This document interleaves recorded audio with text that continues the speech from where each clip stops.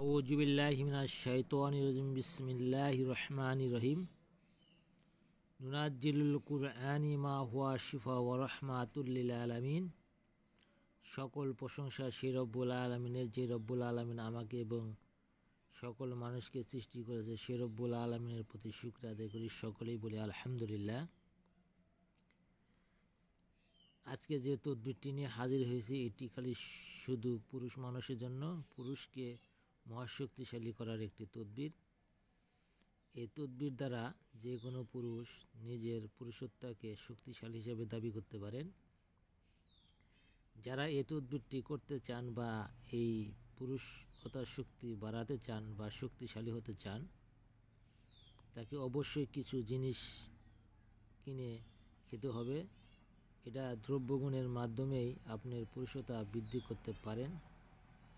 এখানে অনেক কিছু রয়েছে। যারা এই পুরুষতার শক্তি বাড়াতে চান বা দীর্ঘ সময় থাকতে চান নিজের স্ত্রীর কাছে বা সময় দিতে চান, আপনি নিজেকে পাওয়ারফুল মনে করতে চান, তাহলে এই তদবিরগুলো আপনাকে সংগ্রহ করে নিতে হবে। যে দ্রব্যগুলো রয়েছে, এখানে অনেক দ্রব্য রয়েছে। যে দ্রব্যগুলা আপনি যদি কিনতে চান, সেই দ্রব্যগুলো আপনাকে বাইনাতির দোকান থেকে কিনে আনতে হবে।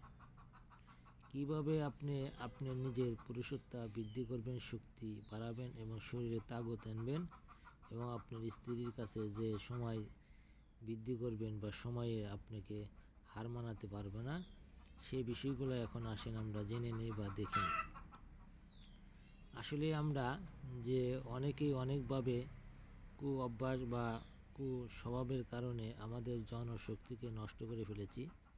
অনেকের সময় দেখা গেছে ছোটোবেলা যখন 18 থেকে 19 বছর বয়স হয়, তখন হস্তমেদনের মাধ্যমে আমাদের পুরুষাঙ্গকে আমরা নষ্ট করে ফেলেছি এবং জনশক্তিকে ধ্বংসের দিকে নিয়ে গিয়েছি।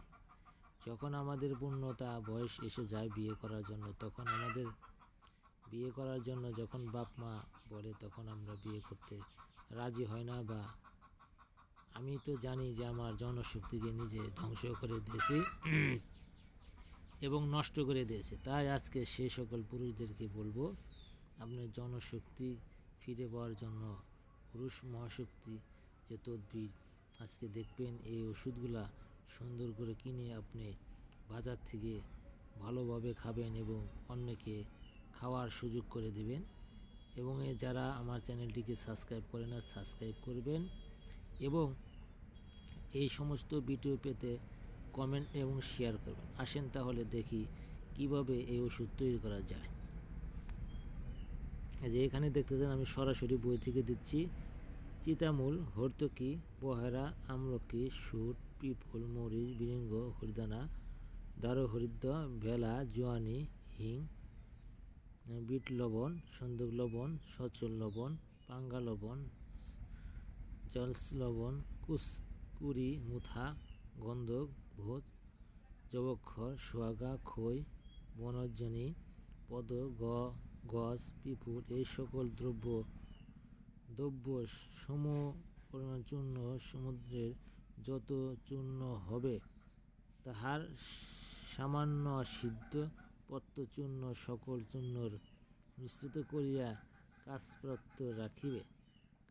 কাঁচের পাত্রে রাখিবে।